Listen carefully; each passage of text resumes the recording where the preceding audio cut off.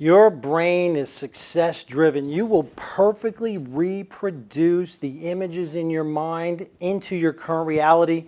This is intellectual operating law number 2. Your brain is perfectly success driven. You will perfectly reproduce whatever the predominant goal, vision that is in your mind. I want to tell you a quick story about this. I was at a seminar giving a talk, and backstage they had lunch set up between sessions. And so I have my lunch and I stroll over to the dessert table, and they have a whole smorgasbord of cheesecake, lemon meringue pie, key lime pie. And so then it just so happens that Bob Proctor is giving a talk the same day at the same event. And he comes up to me and goes, "Hey Steve, what are you doing?" I go, "Well, I'm deciding if I'm going to have dessert." He says, "Steve, have one of everything you want." And I go, "Bob, what are you talking about?" It's kind of laugh. "What do you mean?" He goes, "The thing is this, Steve, what you need to understand is that you will perfectly create the images in your mind. If you have a thin, in shape, and healthy image, it doesn't matter what you eat." Well, I just wasn't one to argue with Bob Proctor. I said, okay, yeah, so I didn't actually have one of each. I did have one. But I really, quite honestly, didn't really buy into that. I really didn't believe that. But now, after studying the 7 intellectual operating laws, as usual, Bob Proctor was dead right. The images in your mind are perfectly created and recreated in your current circumstances. Your thoughts, feelings, and actions, which are generated, motivated by your internal images, is creating your current reality. That's why James Allen said this: "Circumstances do not make the man, they reveal him to himself." Let's unpack that. What he's saying is we think that the circumstances are coming at us. The circumstances are why we're not happy. But actually, the fact that we're not happy is creating our circumstances. We want to be the conscious creators of our life. Most of us are unconsciously creating our life.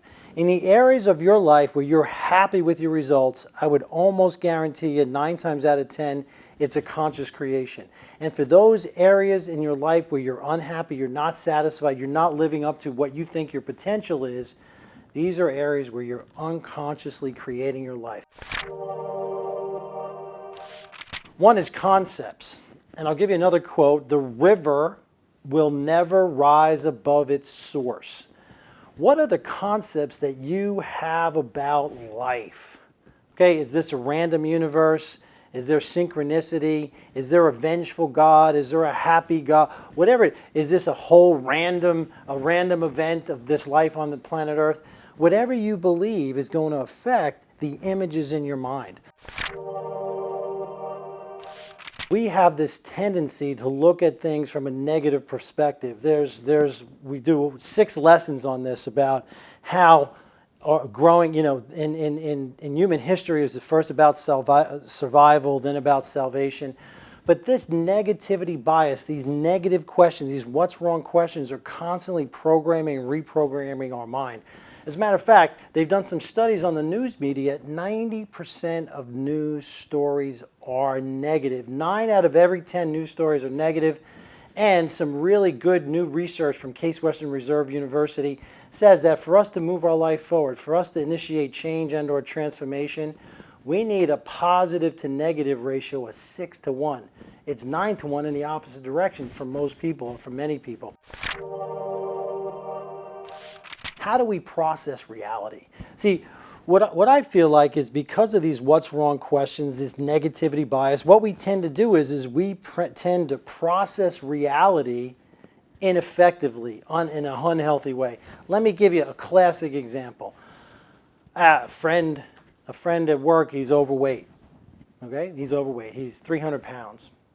And so what he says is, he never says, "I am 6 feet tall, 300 pounds, my waist is 42 inches. That's objective reality. That's a healthy relationship with reality because that's the starting point. What he does is he makes up a story about his current reality. "I'm a big fat slob. I can't believe I did this. I'm lazy. This has been going on my whole life. I've been struggling with this." And what he does is he gets into his story. And what most people do is they create the images in their mind through their story. Okay? And we talk about story, subjective story, which is now an intersubjective story. Stories control our life, and you can change your story.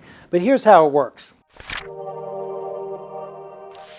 7th grade, you go to your first middle school dance, and you and your buddies are hanging out on one side of the gym, and across the gym is your beautiful classmate.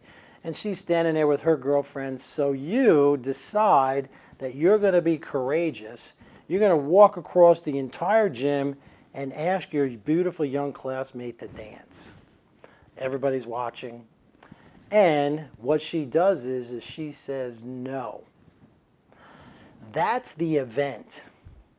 It has no intrinsic meaning. It doesn't mean anything, okay?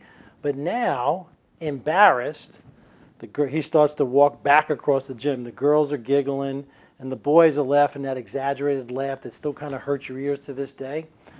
And what's happening is all of a sudden this young boy is starting to think. He's starting to make up a story about why she said no. And this story has no basis in reality. I'm short, I'm ugly, I'm fat, whatever it is. I can't believe how stupid I am. Meanwhile, the girl, wow, she really did want to dance, but she was embarrassed, her feet hurt. Who knows? You have no idea. What we do then is we take this event, okay, we take the story and we turn it into a drama. This happens every day. This young boy, he may not go up to somebody who could be the love of his life 10, 20, 30 years later because of this silly event that happened in his middle school dance.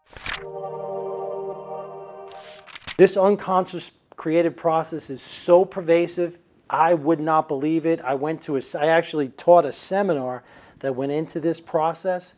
You would have 60, 70, 80-year-old people crying in the back of the room like little babies about something that happened to them on the schoolyard when they were 8, 9, or 10 years old. And I think they were most upset when they realized how much it impacted their life. We need to program purposely the images in our mind. These images in your mind are powerful. You will automatically create them. And so what you want to do is you want to create them consciously and deliberately. And here's how you do it.